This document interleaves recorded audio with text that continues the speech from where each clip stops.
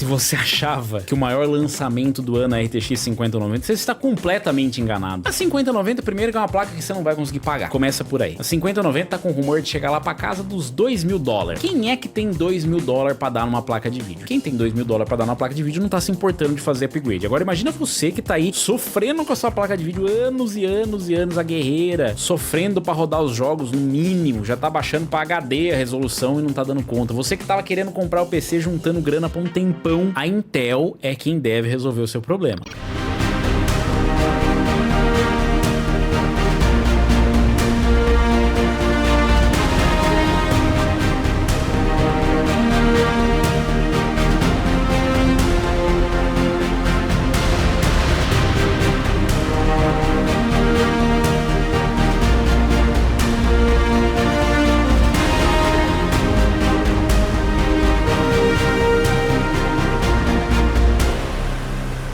Eu já desisti de tentar entender qual que é a lógica da Intel. Eles não quiseram falar nada, não teve nenhum evento, não teve nenhum anúncio, mas de repentemente aparece a placa... Do nada aparece a placa de vídeo. E claro, apareceram as Battlemage no site da Intel. Vou repetir pra você, no site oficial da Intel, apareceram as Battlemage. Tipo assim, não, vamos só colocar as especificações. Foi lá o estagiário e meteu-lhe a placa de vídeo no site da Intel. Olha isso aqui. Isso aqui é no site da Intel. Intel Arc A-Series, B-Series. É a nova geração. Então surgiram finalmente informações oficiais e extraoficiais, que já são meio que oficiais, das Battlemage. As placas vão continuar se chamando Arc, porque a Arc é o nome tipo Radeon ou GeForce que a Intel adotou para suas placas. Nomenclatura deles vai ser B. A primeira geração foi Arc A750, Arc A580, Arc A770. Aparentemente eles vão continuar seguindo a mesma numeração, mudando só a letra na frente. E vai ficar meio complicado mesmo. Talvez isso seja intencional? Mas enfim, a gente tem aqui, oficialmente no site apareceram as informações, né? É difícil entender eles preparando o anúncio e vazando o troço. Mas é assim que a Intel trabalha, eles operam de maneira misteriosa. O codinome Battlemage, que todo mundo já conhecia, que é o mago de batalha, é porque eles são nerd. Isso aqui é o vazamento, basicamente, falando das que a gente tem com os Core Ultra 200. Aqui tem as especificações do primeiro vazamento da placa. Você fala assim, tá, mas isso aqui não é do gráfico integrado? Como é que é isso aqui? Eu não tô entendendo. Os Core Ultra Series 200. Como é que é isso? Muita gente fala, ah, não, porque eu já vi o gráfico. Não, calma. Estão comparando, ó, Arc A580 com a B580. B580. Você já deve ter lembrado, bateu nostalgia da RX 580. A RX 580 ainda continua sendo vendida no mercado, porque na faixa de preço dela não tem nada muito melhor. E isso que é uma placa recondicionada, não é nem nova. Então a gente tem a B580 e a A580. A A580 sendo a primeira geração, a B580 a segunda geração. Esse aqui, ele foi muito mais insano, ele já meteu o louco assim, mais de 8 mil e soltou na Amazon.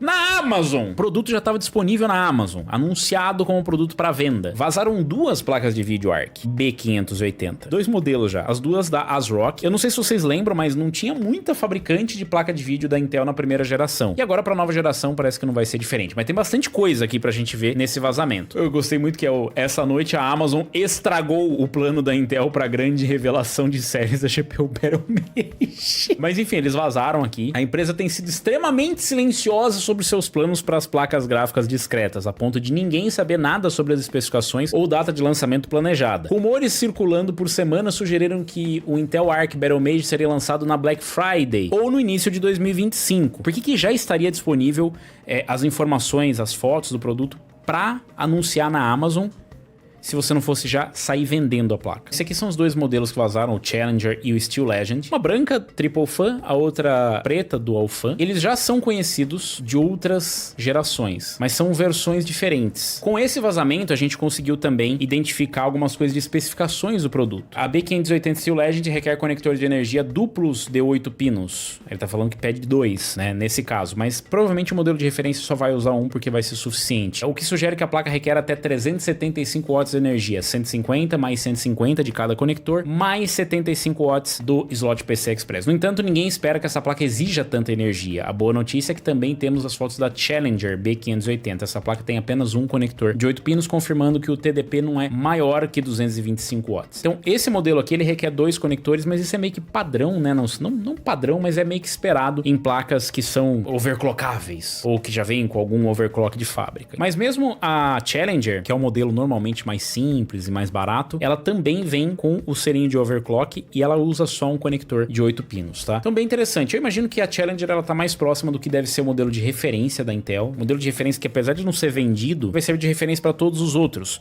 Então, por exemplo, vamos supor que a Gigabyte vai fazer um modelo de entrada, vai seguir o mesmo padrão desse modelo de referência, que deve ser o caso desse aqui da Challenger. Acontece que as imagens sugerem fortemente que a placa usa PCI Express 5.0 do conector, semelhante ao que vazou ontem da série RTX 50. E essas placas elas devem utilizar o padrão de conexão PCI Express 5.0. As gerações mais atuais de processadores já têm suporte a PCI Express 5.0. Então, legal que usa PCI Express 5.0. O problema é que ela é um PCI Express 5.0 X8. Aí você fala, mas qual que é o problema de ser PCI Express 5.0 X8? A gente entra na mesma questão da RTX 4060 Ti, por exemplo, ser PCI Express 4.0 X8. Ela funciona em qualquer versão de PCI Express, apesar de ser 4.0. Mas o que acontece? Como ela tem só 8 lanes PCI Express 4.0, se você coloca ela em 3.0, ela vai ter uma limitação de velocidade. Por quê? Ela só tem 8 lanes. Nessas 8 lanes, ela vai trabalhar com uma velocidade específica, que não é suportado. Por exemplo, o PCI Express 5.0 ele é o dobro da velocidade do 4.0. Então o X16 do PCI Express 5.0 é o dobro do X16 do PCI Express 3.0. Mas falar, beleza, se é o dobro de velocidade, é só eu colocar a placa de vídeo lá e ela vai funcionar. Sim, se ela for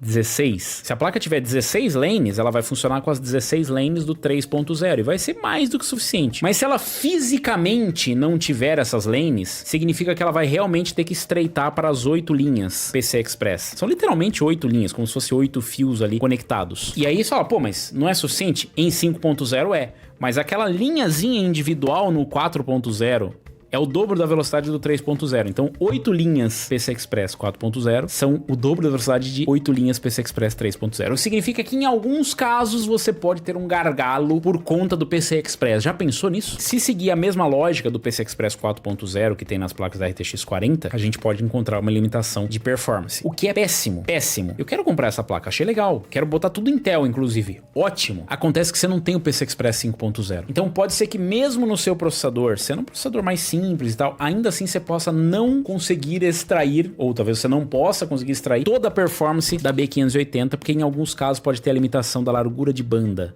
da velocidade, da informação que transita entre a placa de vídeo e o teu processador por conta da versão do PCI Express e por conta da limitação de lanes. Não é nem pela versão do PCI Express, mas mais mesmo por ser PCI Express 5.0 X8, o que obriga as pessoas a montarem um PC novo, o que não é a realidade para a grande maioria das pessoas. Ainda mais que, por enquanto, a Intel sequer tem um processador de entrada para a linha Intel Core Ultra. O processador de entrada é o Ultra 5 245. Quem é que vai montar um Ultra 5 com uma 580? Ninguém é a resposta. Então eles levantaram a bola para a própria AMD chutar, porque é a única fabricante que tem PCI Express 5.0 com processadores de entrada hoje, na nova geração, se você for montar do zero, é a AMD. A Intel tem na série LGA 1700, você vai montar o quê? Com 14400? Então é meio estranho esse lançamento, meio estranho, e a decisão de ir com PCI Express 5.0 X8 foi equivocada. É o mesmo que a Nvidia deve fazer com as placas de entrada, e é o mesmo que provavelmente a AMD vai fazer com as placas de entrada. Mas isso é meio que uma forçação de barra para quem já tá com um sistema antigo. Ou seja, você vai ficar limitado a placas de vídeo mais velhas. E mandaram aqui, um PCI Express 5.0 X8 não seria mais rápido do que um PCI Express 4.0 X16? Na verdade não é mais rápido, né? É a mesma velocidade. O PCI Express 4.0 X16 é a mesma velocidade do 5.0 X8. Só que você precisa ter as lanes suficientes e não tem fisicamente na placa. Quando a gente fala fisicamente, as lanes são isso aqui. Você tem pequenas linhazinhas que vão aqui pro slot PCI e dependendo da geração que você tem do PCI Express, ela consegue fazer isso numa velocidade X, entendeu? Ó, perguntaram aqui, se ela tem PCI Express 5.0 X8, ela tem 8 lanes físicas e pistas. Seria a mesma velocidade de um PCI Express 4.0 X16, que já é mais rápido do que uma série RTX 40. Então, não é assim que funciona. Não é assim que funciona. Se ela tem só 8 lanes e ela é 5.0, quando você traz isso, ela tem as 8 lanes 5.0. Mas a sua placa-mãe 4.0, ela só tem 4.0. Ou seja, a velocidade daquelas linhas que ela tem, ela já é a metade, entendeu? Metade. Então, X8 PCI Express 4.0 é mais lento do que X8 PCI Express 5.0. Basicamente é isso. É isso. Ela vai funcionar em X8. O X8 do 4.0 é mais lento do que o do 5.0. Pelo menos metade da largura de banda. Então, pode ser mais do que suficiente X8 em 5.0, literalmente mais do que suficiente, mas não necessariamente ser mais do que suficiente em 4.0. Esse que é o problema. E se tivesse 16, o que ia acontecer? Ia dividir a informação pelas lanes. E aí no X16 ia funcionar de boa. É que ele tá limitado fisicamente. E aí quando você limita fisicamente, você perde. Vai funcionar de boa.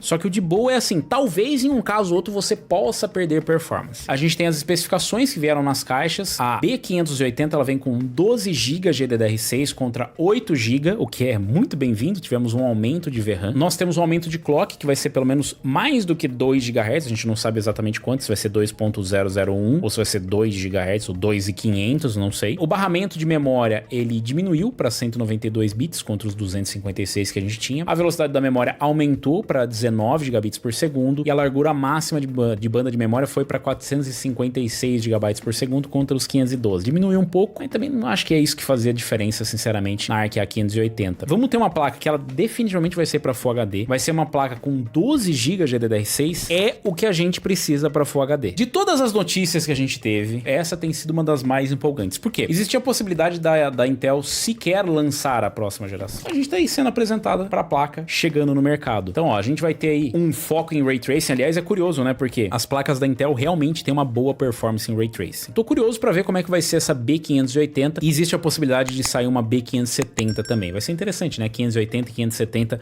voltando pro mercado. Mas eu quero saber de vocês estão empolgados pro lançamento das Intel Battlemage para a próxima geração de placas de vídeo? Será que elas vão chegar bem melhor dessa vez, né? Será que o lançamento vai ser bom? Será que a Intel aprendeu com o lançamento das ARC? Deixa aí nos comentários, aproveita, deixa o like, se inscreve no canal e clica no sininho para receber as notificações de novos vídeos. Lembrando que tem o Unlock, né? É outro canal, tem que chegar nos 50 mil inscritos.